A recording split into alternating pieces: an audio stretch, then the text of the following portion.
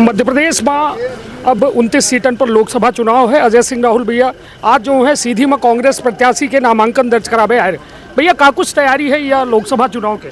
देखिए, लोकसभा चुनाव में हम पंजन की पूरी तैयारी है और उदाहरण के खातिर हम एक सिर्फ बात कहना चाहते हैं कि 2006 में जब 25-26 थे मंत्री रहे, मुख्यमंत्री डेरा डाले रहे शिवराज सिंह जी, तो यह जिला के लोग मानिक सिंह का चुनाव जिताएंगे।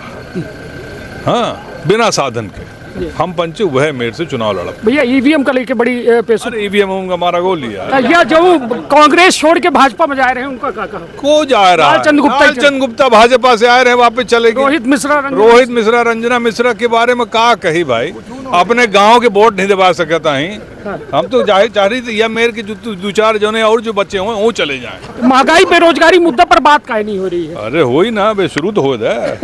चलिए, तो कुल मिलाए कि यह हमारे साथ रहे अजय सिंह राहुल भैया, जिनके द्वारा साफ तौर पर यह बात कह रहे हैं कि यह चुनाव बेहद अहम है, खास है, और दावा कह रहे हैं कि यह चुनाव में जीते में कोनो कोर कसर न छोड़ी जाए। हालांकि आवे वाला वक्त बताई कहे कि 19 अप्रैल का यह मतदान हुई, 4 जून का एकर परिणाम है और वह परिणाम तय करी कि ये देर की देश में केकर सरकार हुई। तो अपन अपने परिवार के रखा बहुत ख्याल। धन्यवाद, प्रणाम।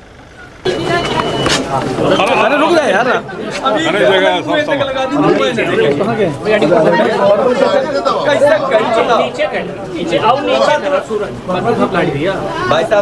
भैया नामांकन दर्ज, भैया नामांकन दर्ज किया आपने कांग्रेस प्रत्याशी का, क्या कहेंगे? क्या तैयारियां हैं इस महामुकाबले?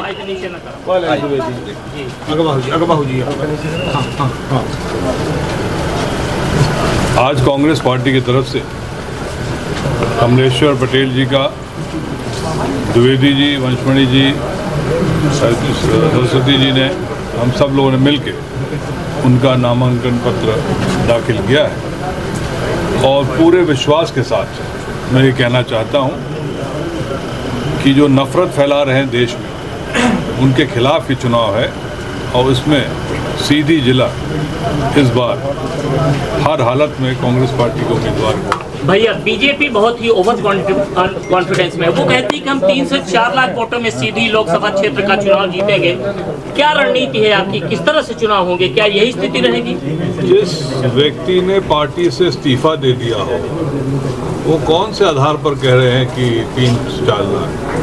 अभी शुरू है, होर्डिंग लगाने भर से लाख में वोट नहीं मिलते हैं। एक चुनाव हुआ था जिसमें मानिक सिंह वाला चुनाव, जिसमें सीएम ने 70 सभाएं की थी, फिर भी उनको पराजय का मुंह देखना पड़ा था। क्या कांग्रेस पार्टी फिर से उसी रणनीति पे काम करेगी या उस तरह का तालमेल दिखेगा? देखिए, मैं इतिहास गवाह है और हम लोग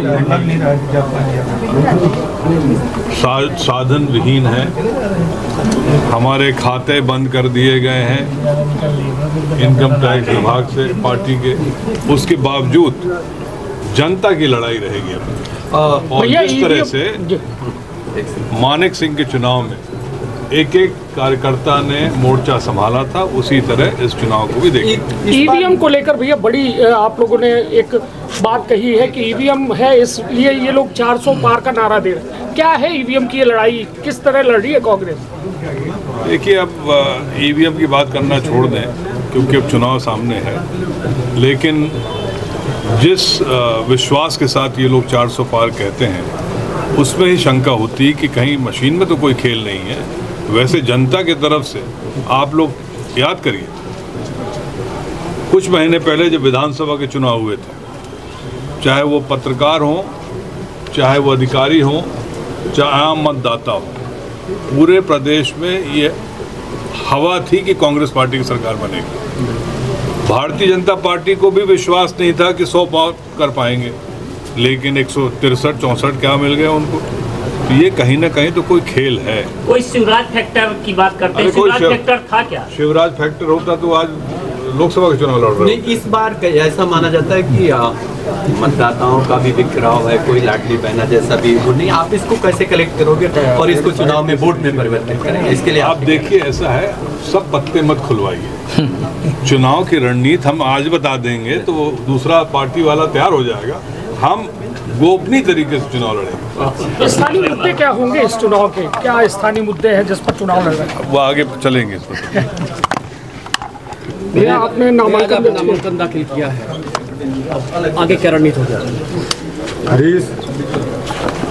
आदरणीय हमारे सभी जिले के संसदीय क्षेत्र के नेतागण, आदरणीय राहुल भैया जी के नेतृत्व में सीधी संसदीय क्षेत्र के सभी कार्यकर्ता कांग्रेस पार्टी के और यहाँ के मतदाता चुनाव लड़ेंगे, क्योंकि लगातार भारतीय जनता पार्टी के यहाँ से सांसद रहे हैं।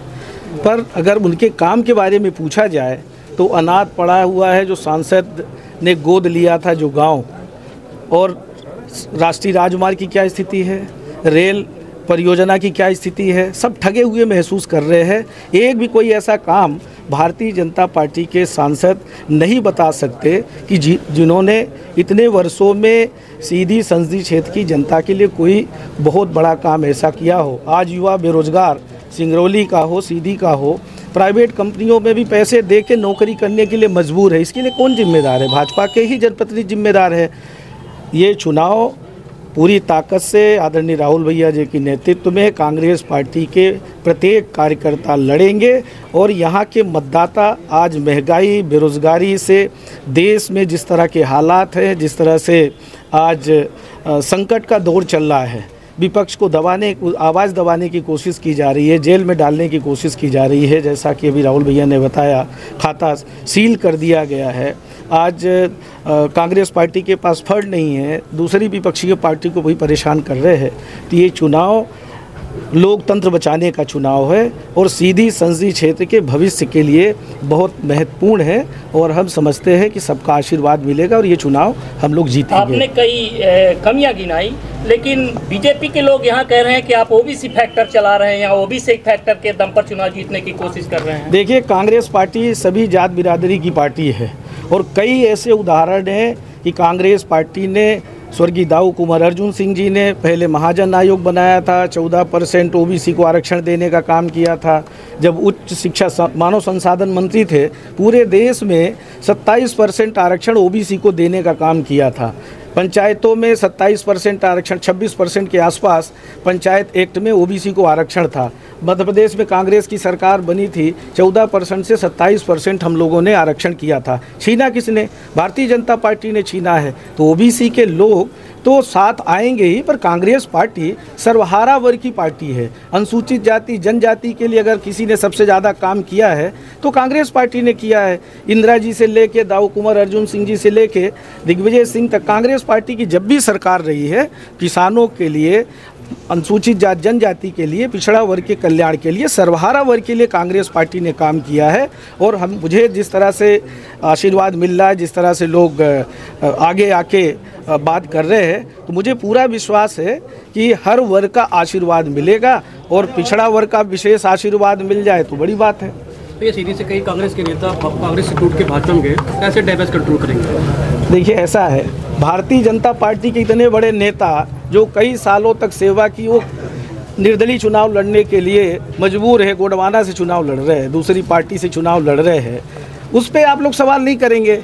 सवाल झूठे प्रचार किए जा रहे हैं। कुछ फर्जी चैनल्स, यूट्यूबर्स हमारे बारे में भी दुष्प्रचार कर रहे हैं कि हम क्षेत्र में दिखाई नहीं दिए। इस तरह नाटक मंडली के साथ वो नाटक करने वाले लोगों को तैयार करके ले जाते हैं, उन्हीं से बयान दिलवाते हैं और फिर छवि खराब करने की कोशिश करते हैं।